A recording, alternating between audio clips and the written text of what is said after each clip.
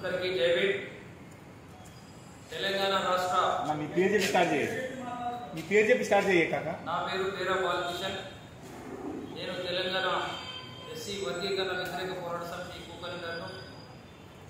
మీ అందరికీ కూడా విజ్ఞప్తి చేస్తూ ఉన్నాను. తెలంగాణలో ఉన్నటువంటి 50 లక్షల మంది మా మాల సోదరుల పక్షాన మరి ఈరోజు మేమందరం కూడా ఏదైతే ఎస్సీ వర్గీకరణ మీద మరి రాష్ట్ర ముఖ్యమంత్రి గారు కమిటీ చేసినారో ఈ కమిటీకి రాష్ట్ర ఉప ముఖ్యమంత్రి బట్టి విక్రమార్క గారు, మల్లు రవి గారు, మేము ఇప్పటివరకు కూడా వాళ్ళు మాల సామాజిక వర్గం అని అనుకుంటున్నాం.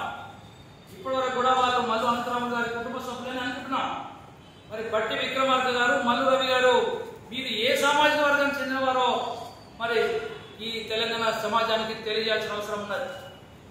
తెలంగాణలో ఉన్నటువంటి 50 లక్షల మంది మాలల హక్కులను హరించే విధంగా గత 30 సంవత్సరాలుగా మరి మేమందరం కూడా మౌనం వహిస్తే ఆ మౌనాన్ని మీరందరూ కూడా మరి మమ్మల్ని ఏదో చెదరాల కింద మీరు భావిస్తా ఉన్నారేమో.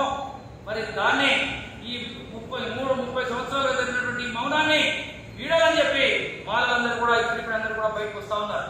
మొన్నైతే సుప్రీంకోర్టులో మరి వర్గీకరణ దాని మీద మరి మీ ఇష్టం ఉంటే రాష్ట్రాలు చేసుకోవచ్చు అని చెప్పి ఒక తీర్పు ఇచ్చినారు సుప్రీంకోర్టులో.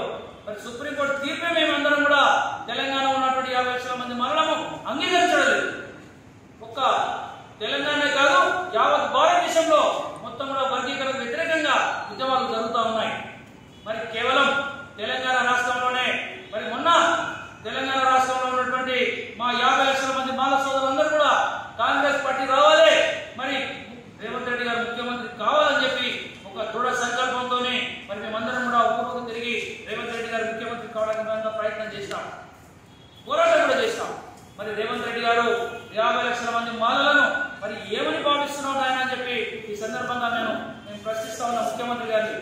కాబట్టి మీరు చేసిన కమిటీని వెంటనే రద్దు చేయాలని చెప్పి, వర్గీకరణ చేసినటువంటి కమిటీని వెంటనే రద్దు చేయాలని చెప్పి మరి తెలంగాణ ఎస్సీ వర్గీకరణ వ్యతిరేక పోరాట సమితి తరఫున మేమందరం కూడా డిమాండ్ చేస్తా ఉన్నాం.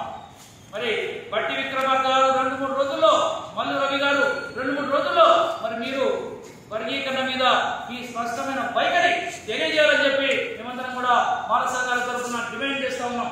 మీరందరూ కనుక ఒకవేళ 2-3 రోజుల్లో 50 లక్షల మంది మాలల ఆత్మ గౌరవాన్ని దెబ్బతీసే విధంగా మీరేమైనా ప్రవర్తిస్తే ఎస్సీలో మాలలందరూ కూడా తెలంగాణ ఉన్నటువంటి యావత్ మాల సామాజిక వర్గం, ఉద్యోగులు, విద్యార్థులు, యువజనులు అందరూ కూడా బట్టి విక్రమార్క గారి ఇంటి ముంగట పెద్ద ఎత్తున ధర్నాకు పిలిపిస్తామని చెప్పి ఈ సందర్భంగానే హెచ్చరిస్తా ఉన్నాం. రవి గారు వెంటనే దానికి తప్పుకోవాలి, వర్గీకరణ కమిటీ డిమాండ్ చేస్తా ఉన్నాం. ధన్యవాదాలు.